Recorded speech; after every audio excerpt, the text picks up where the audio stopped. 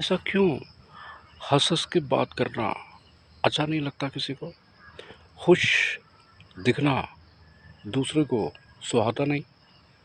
जब कुदरत ने ही हमको बाय बर्थ हँसना सिखा दिया था, खुश रहना सिखा दिया था, बेवजह चिंतित रहने का कोई मतलब ही नहीं था। सागर के किनारे बैठा जाए तो दिखता है कि समुद्र की लहरें कितना खुश हैं।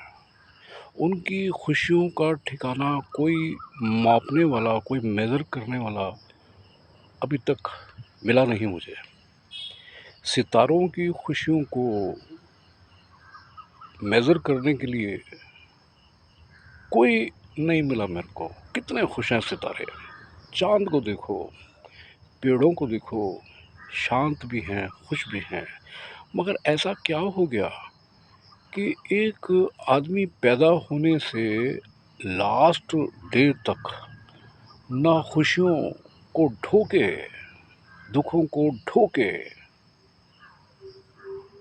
ज़माने की बद इंतज़ामिया ही ब बद इंतज़ाम मतलब he is not happy with the system, he is not happy with the world. क्यों? क्या कॉन्ट्रैक्ट लेके आ गए कि खुश तो रहना ही नहीं भई हमको? कोई बंदा हँस रहा है, मुस्कुरा रहा है, उससे कहा जाएगा, "अरे! तू पागल हो गया? फ़ोन पे ज़रा-सा हँस के किसी से बात करो, तो दूसरे को सुहाती नहीं।" क्या मतलब है कि खुश रहने वाले लोग दूसरों को पसंद नहीं आते? गार्बेज के करीब से आप निकलेंगे, स्मेल आती है, मगर अपने पास हम तो उन लोगों को ही बिठा लेते हैं, जो बीमारियों की बातें करेंगे, नाखुशी की बातें करेंगे, चिढ़ने की बात करेंगे, दूसरे की बुराइयों को गिन-गिन के, हिसाब कर-कर के बताएँगे।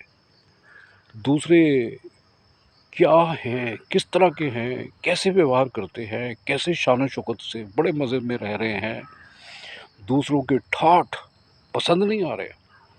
इसको चर्चा लेके बैठ जाएँगे और अपना बॉडी की एनर्जी डिप्लीट करने के लिए खुश हैं, तो ऐसे में अपना बदन कहाँ जाएगा? अपने चेहरे पे रौनक कहाँ जाएगी? अपने बदन में एक बीमारियों का ज़ख़ीरा नहीं होगा तो क्या होगा? चिढ़-चिढ़ के रहना पूरे दिन। ओशो साहब की किताबें पढ़ें, पढ़ें, पढ़ें, पढ़ें और खुशियों के डायमंड्स निकलते हैं। ये जो भी मैंने चर्चा करी है, ओशो को कोई शायद समझ ना पाए, मैं तो समझ नहीं पाऊँगा। ओशो साहब ने यही बोला है कि ज़माने में हम पैदा इसलिए नहीं हुए थे कि खफ़ा-खफ़ा रहें, खिजे-खिजे रहें, चिढ़-चिढ़ के रहें।